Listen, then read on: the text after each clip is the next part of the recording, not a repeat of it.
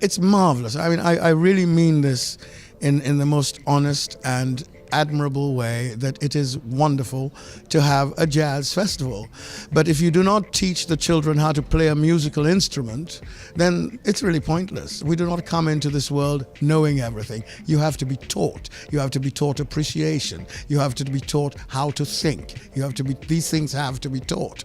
So if we want to enrich the cultural life of this island, as well as acknowledge the talents of the world, we have to create our own talent. And by that means spending money, buying, begging, getting musical instruments, getting teachers, getting drama teachers, creating small theater companies, etc., etc., etc. And of course, being absolutely pinpoint critical of what we do. We have Nobel laureates, but if children aren't taught the essentials of literature and poetry, then it doesn't really matter if Mr. Walcott wins 15,000 Nobel Prizes. One thing it does is it does encourage people to go in a certain direction. I remember somebody talking about looking forward to having a show done or being part of the show. So that's something, because there aren't too many exhibitions here and aren't too many art galleries. So that you do have an exhibition annually open to the world is very encouraging. We need museums and we need theaters. It's not a matter of we'll have a choice whether we should get a theater or not. It's a human necessity to have a theater, and we don't obey it. It's a matter of policy, what you choose to teach, when and how you choose to teach it. I have students that are teaching on my own, teaching 6 classes. Nobody's paying me. I chose to have them come to my class because I saw them as young actors who needed that kind of background and training. They come and they do extremely well. So it's not even a question of that much money. If you pay well, or if you just pay people to do things, you will get teachers. You have to convince merchants that their investment is worthwhile. They don't see immediate results, but they don't think in terms of scholarships, ultimately for the good of the place. So anybody who thinks that way is considered to be suicidal in terms of an investment. So the only place where we can get money from is in the business sector. And the business sector is not interested, or it has not been taught what investments could be. There's a new generation, for me, just another generation of young people painting and doing the arts very seriously and thinking of the possibility of surviving as an artist in their own countries. It is very tough thinking. You need bright government, intellectually sound, bright governments who realize that the art of poetry is something that can be taught, etc., etc. All the arts can be taught, and the arts can bring money. Joseph is a terrific actor, and he's a St. Lucian, performing as St. Lucian in St. Lucia. Great experience. For me, it was one of the best experiences of my life. Good attendance, very high prices, well attended. I think if you had a new plays every year, it'd be well attended, part of the ticket.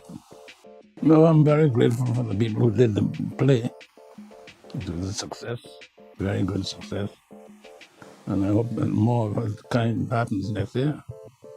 Joseph is an example of how a dedicated, gifted young man of St. Lucian, coming from a place like this, can become not just famous, become good in his work, brilliant in his work. He's an example. I think St. Lucia inspires creativity, but to an extent. I think we have become somewhat complacent in encouraging creativity in St. Lucia. What I see happening on island is that there's a particular group of artists who have been encouraged in their creativity. For example, the soca artists, they've been encouraged. Everywhere you go, to most of the activities on island, there's always soca artists performing and whatnot and elevating themselves and their creativity. But then you have literary artists like spoken word artists. You have the more underground hip hop artists who want to kind of make a name for themselves in St. Lucia, who wants to come up, who want to be a part of the movement and whatnot, but they have not been considered, they have not been given the attention that they need in order to become part of the movement, in order to inspire themselves and their friends in the creativity movement in St. Lucia. As a spoken word artist, it is very hard for me to function when I'm writing. It is very hard for me to function in an environment that is not aesthetic. And St. Lucia has various aesthetic environments. For instance, at the bottom of the pitons, at the top of the pitons, you have the rivers in St. Lucia, you have the ruins in Pigeon Point, you know. Even in the Castries city, it has a certain an ambience to it that kind of feels very unique. It promotes some kind of culture. From my own personal perspective, since the advent of the festival, my stature as a musician has improved considerably. You know, I've gotten the opportunity to perform with George Benson, with Earl Klug, with George Duke, with Norman Brown, and the list goes on. You know, so it has done a lot of good for me, and my name outside is better recognized. It has given me bigger gigs. I've done the Lincoln Center, a lot of stuff, and I'm not sure whether some of these things would have happened without the festival. You have to realize that this festival is 25 years old. So the kids that were 1 year old when this festival started have seen 25 years of the best in the world. It's not just the music. They've heard the best singers. They've seen the best production. The best of anything to do with the music industry. Our young people have been exposed to it. I mean, you look at the talent on side stage. It's awesome. These are just young St. Lucians. A lot of them are unknown.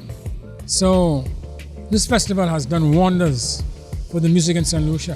Few of our local and Caribbean clientele are aware that the Landings is really big on social responsibility. We have weekly entertainment lineups that feature every Wednesday. We've got Siobhan Seeley, St. Lucia's premier cowboy. He comes in and he does such an amazing job. All we're missing is the boots and the stirrups to make it an authentic country and western event. And every Friday, we've got the man himself, Rob Z. Taylor, performing for us on our sax on the, not just the sax on the beach, but our chilling and grilling event, which takes place right here at the Turquoise Bar. And we've come to realize that our Caribbean people, we recognize quality when we see quality. And with Rob being one of our more regular performers, we realize that the local clientele, the Caribbean clientele, our international clientele, make it their business to be here on a Friday afternoon, to take in the ambience, to listen to the smooth, saxy serenades, and of course you're going to enjoy a Mai Tai when you're on the beach.